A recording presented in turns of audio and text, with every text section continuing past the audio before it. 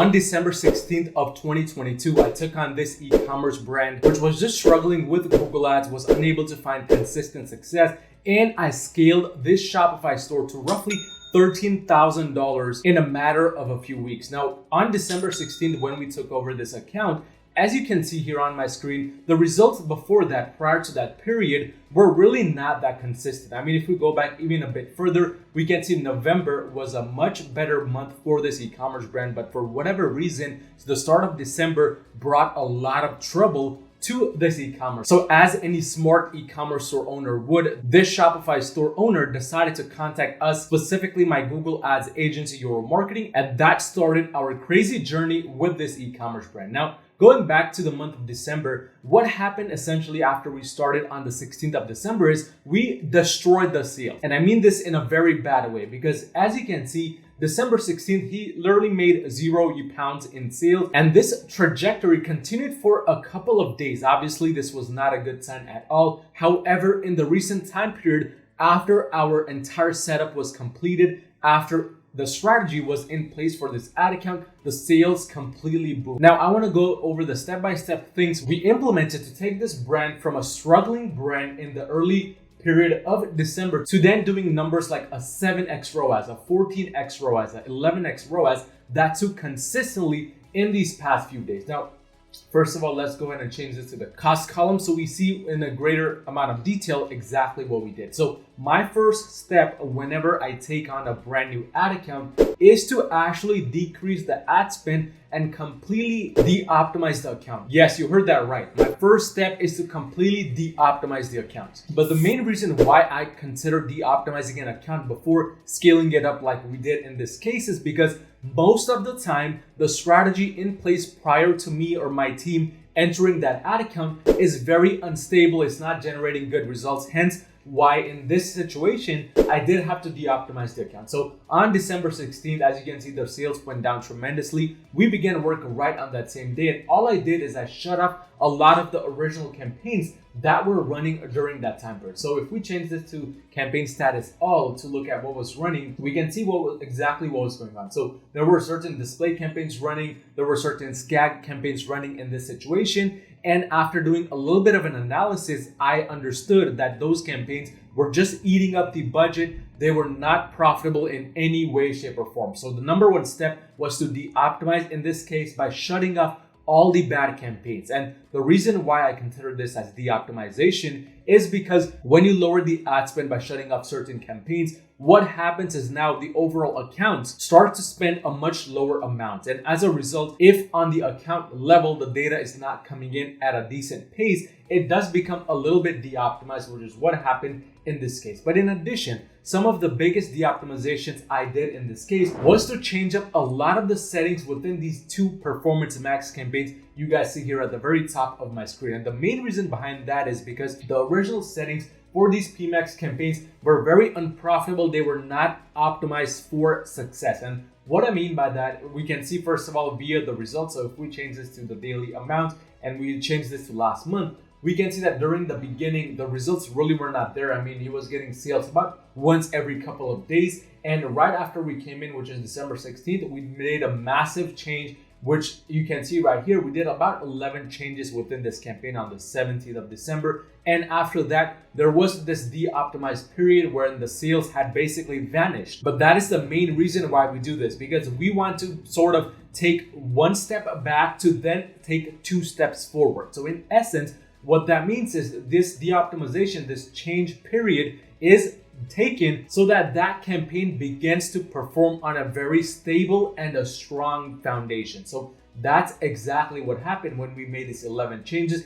And the main changes done during this time period, they were pretty straightforward. So if we go ahead and look at these given changes, we can see some of the changes such as adding a target ROAS, and also we changed the names of the campaigns to match our given criteria of how we do the naming convention. We changed certain asset groups and we excluded some assets in total because there were way too many assets running all at the same time. And these were some big changes we made after doing a full analysis of the ad account. And as you can see, a few days after, the performance did start to increase and become much more steady compared to this time period prior to our entry. So again, to recap, step number 1 was de-optimization via shutting off different kinds of bad campaigns. It was also via making certain changes which would help the account perform on a better level. But once the first phase, which is the optimization, was officially finished for this e-commerce brand, this brought us to phase number 2. And this phase right here involves actually the back end. So first of all, if we go on over to the feed app within this Shopify store and look at exactly what I'm talking about, I'm referring to the product titles and the product description, because like I always mention in every single video, feed optimization is a key to scale. It's key to success. So what we did essentially is, first of all, we started adding certain product categories here for the product which were at least getting some kinds of results. And the beauty about this e-commerce brand was there were only about 3 pages of products, so it was not really a lot of work we had to do. But even in that case, what we did is we put a lot of our attention and energy more towards those products which were already getting results prior to our entry. So for those few products, as you see right here, we added certain Google product categories. We kind of switched up the product titles, which obviously you can't see for security reasons. We made them more search engine optimized. This is essentially when you go into the keyword planner tool on Google and you do a little bit of an analysis to see which keyword is ideal to insert into the titles and which is not. But for this brand, because there were a lot of results and sales prior to our entry, all I had to do was on the account level, go to keywords on the left side, look at search terms, because that gave me a very clear idea of what types of keywords were working for this e-commerce brand. All I had to do was just rank it by conversions. And then from there, I just had to change the time period to a bigger time period. You can do last 90 days, 180 days, even all time. So in this case, I did all time. I noticed a few keywords which were getting majority of the results and sales. So all I had to do was insert them a couple of times within the product titles. This kind of took care of the feed optimization side of things, and this completed our second phase for this account, because then that brought us to the third phase, which is just optimizing the campaigns based on the results coming in and dividing up the products based on certain characteristics of those key products. So as you see right here, I mentioned in the beginning of the video that I have 2 different performance max campaigns running at this given period of time. And if we take a closer look, we can see actually there are 3 different PMAX campaigns. The third one, which I spent about 250 pounds, has not really gotten the greatest amount of results. I mean, the ROAS is at a 0.80, but that's besides the point, because the main reason why we created 3 different PMAXs instead of just having one performance max with a bunch of products jumbled inside is we wanted to divide out the products based on their own phases. So these phases are different from what I was mentioning, like phase 1, phase 2 in the earlier portions of this video. These phases I'm referring to have to do with the products themselves. So each product has a different phase it's in at any given time. If we now go inside this specific campaign with the most amount of results, you can see what I'm talking about. So looking at some of the products which I've spent the most amount of money and actually adding in a column to look at conversions, because without looking at conversions, you don't really have an idea of what's working, what's not working, so on and so forth. So looking at the cost, we can see that there are a few products which have gotten certain number of sales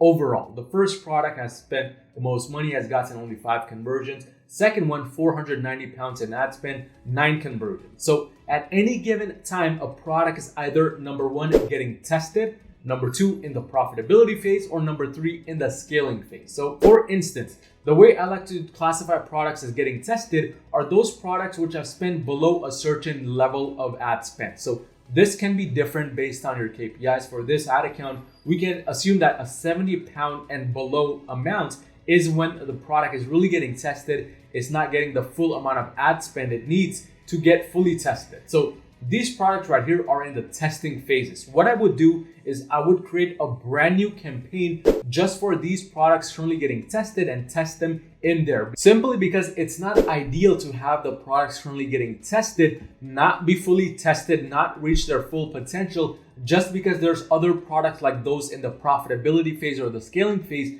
eating up majority of the ad spend. So this brings us to phase number 2 of these products, which you should really have in their own campaigns, which is the profitability phase. So I would classify this product as in the profitability phase because this is going way above our KPIs, and essentially this could also be classified inside the scaling phase as well. But essentially the profitability phase are all those products which are not just spending the full amount of budget or not spending as much as they should be. However, they're still very profitable, like this specific product right here. So you can have a campaign for the profitable products on its own, or you can combine scaling products and profitable products. Essentially, those are scaling, which are spending the most amount of money and getting scales together inside their own campaign. So that's essentially why we had 3 different campaigns right from the get-go for this e-commerce brand. The first 2 campaigns here were actually based on their collections. However, we still made the campaigns a bit more focused on the phases of the products themselves. Hence,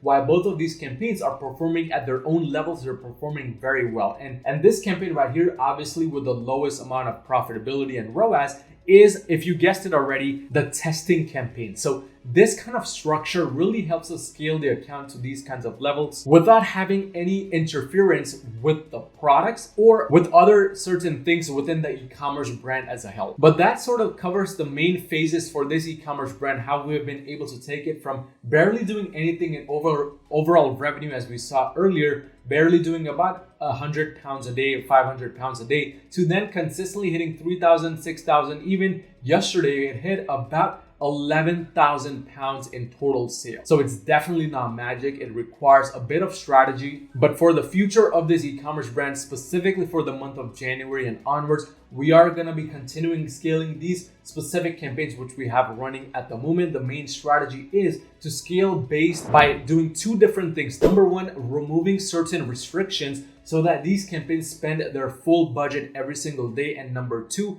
increasing the budgets. Very self-explanatory, very straightforward. And we will add in a little bit of a mix of optimizing the feed, optimizing the campaigns themselves. However, once things are running profitably, once things are scaling, there's very little optimization on the campaign level or on the feed level, which you need to be doing. Because as I like to say, you don't want to mess up what's already working. But if you're doing $40,000 or more per month in revenue, you need a little bit of extra help scaling to the next level with Google Ads.